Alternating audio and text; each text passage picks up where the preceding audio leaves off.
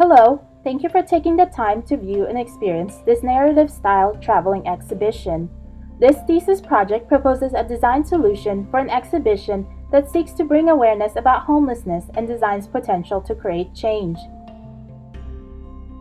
My name is Joanna Antiquino, and I'll be your tour guide as we explore this traveling exhibition.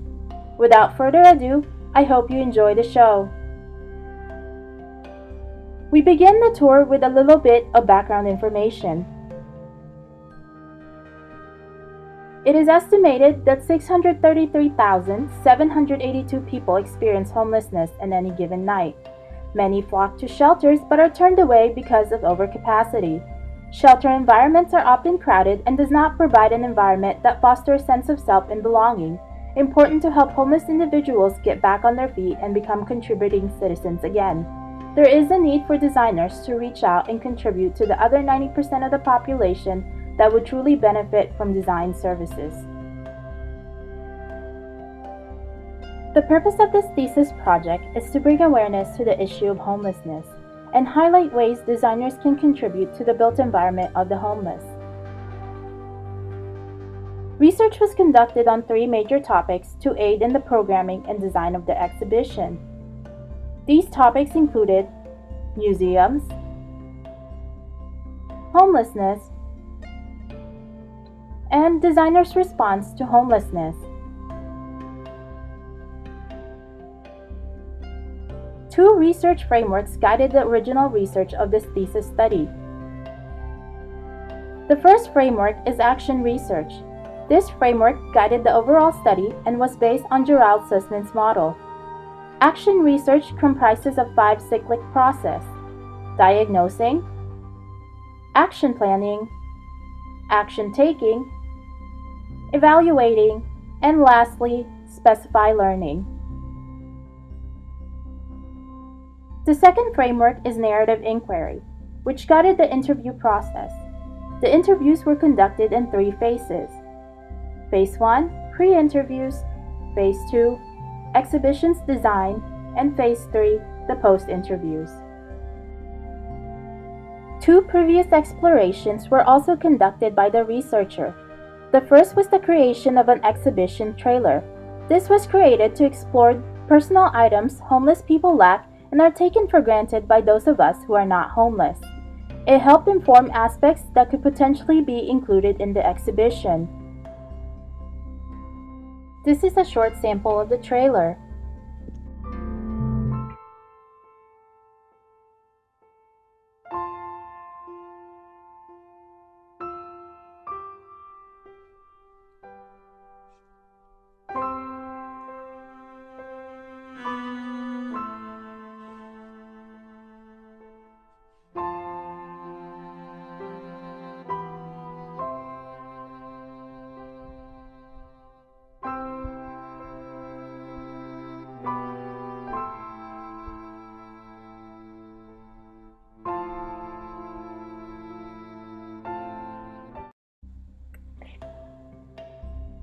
The second exploration was a mock exhibition entitled Voices of the Homeless: How Design Defines a Place Called Home.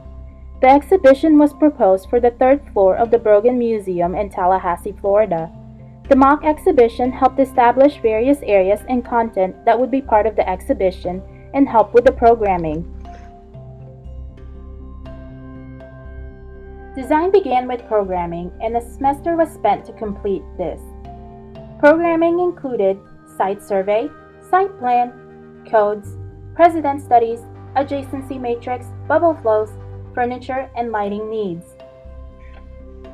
The site for the exhibition is at the Cooper Hewitt National Design Museum's Arthur Ross Terrace and Garden in New York City. The Cooper Hewitt is a national design museum, therefore it is the ideal location for the exhibition because designers are likely to visit the place. This is a closer look at the actual terrace and garden area. The hatch area is the available space to use. The exhibition did not use a typical building shell.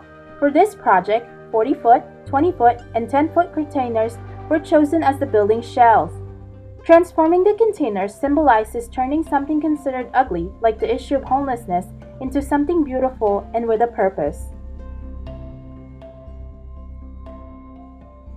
The theoretical client for the project is the National Coalition for the Homeless. Their mission is to prevent and end homelessness. A fictional situation was created in which the NCH has asked for proposals to design a traveling exhibition that brings awareness to the issue of homelessness for interior and architectural design practitioners and students. 6 design considerations were established for the exhibition. The exhibition should be flexible and adaptable for travel to different venues, have durable, portable parts that are easy to assemble and disassemble, provide a flow that captures and keeps the audience's attention, enhance the experience with its layout and content, use appropriate materials, color, and lighting, as well as provide areas for rest and contemplation. Pre-interviews with 5 constituent groups were conducted to help with the programming. The first 4 participants provided information on the realities and lived experiences of homelessness, important to developing the exhibition. The 5th individual provided information regarding curating an exhibition. These produced the narratives and content for the exhibition. The 5 constituent groups included a design practitioner. Monica is a designer that is currently working on design projects for a local day center for the homeless.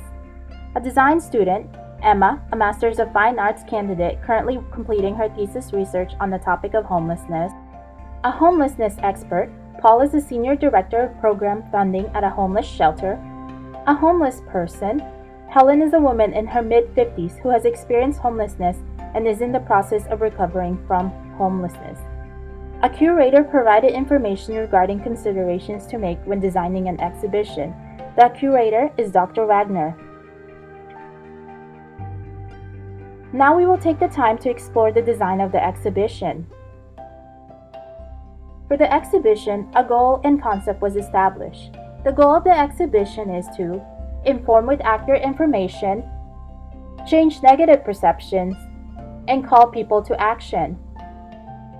The concept for this exhibition is the journey of homelessness. It represents the experiences and realities of homelessness. This is an overview of the floor plan. The exhibition provides a linear experience, which was important in trying to convey the realities and lived experiences of homelessness. The blue line indicates the path of travel.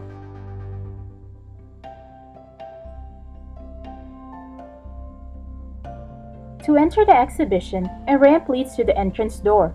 The shipping container sits about 6.5 inches above ground. Therefore, a custom transportable ramp is provided for persons with disabilities.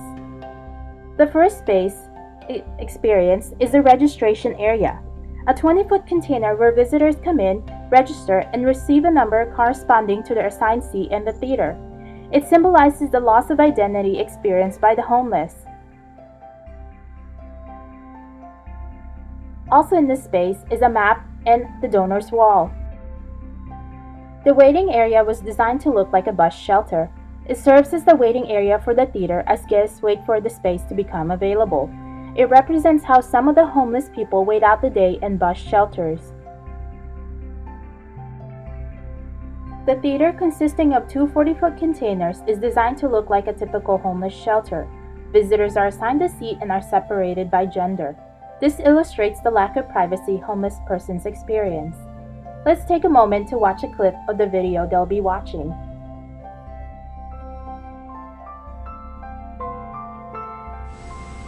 To provide me shelter. Give me hope. Help me matter. Next, visitors will walk down a 40-foot hallway designed to look like an alleyway.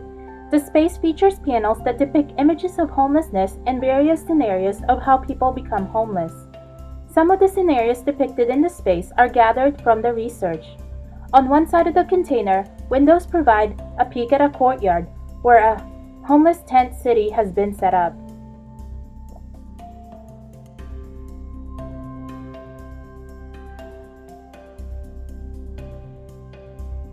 The National Statistics container features 3 large infotile panels, which allows visitors to engage with the exhibition by using their own bodies to navigate a cursor.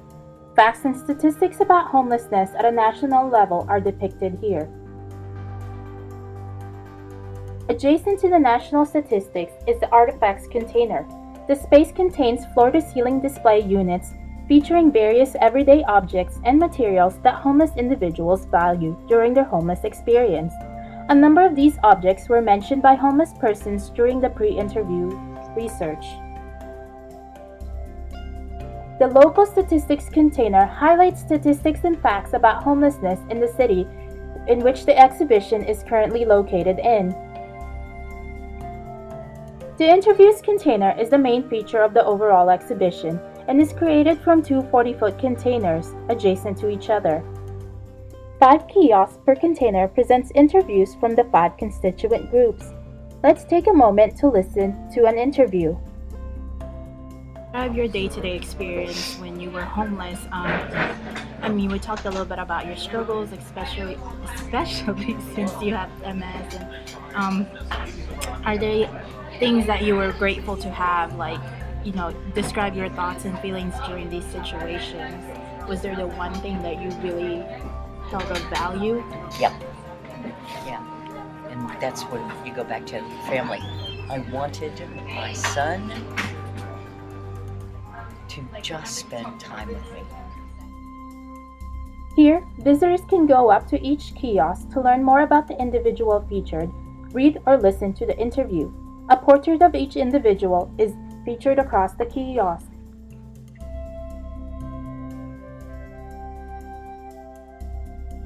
The solutions container consists of two 40-foot containers featuring panels that depict various indoor and outdoor design projects for the homeless. The panels include basic information such as the project title, location, and year completed. Additional information about the project could be found using the QR code, which leads to a related website about the project.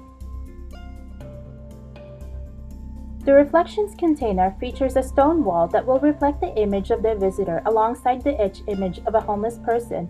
The intent is to illustrate how similar the visitor is to a homeless individual and encourage the visitor to reflect on their own perceptions of homelessness. This is the gallery container. On the left side of the container are framed portraits of various homeless individuals.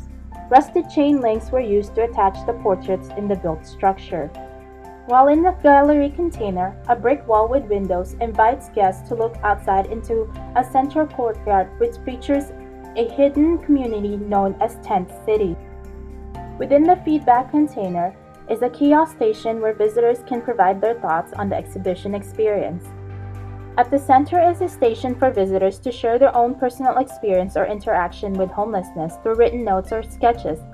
These are then posted on the built-in board along one side of the container.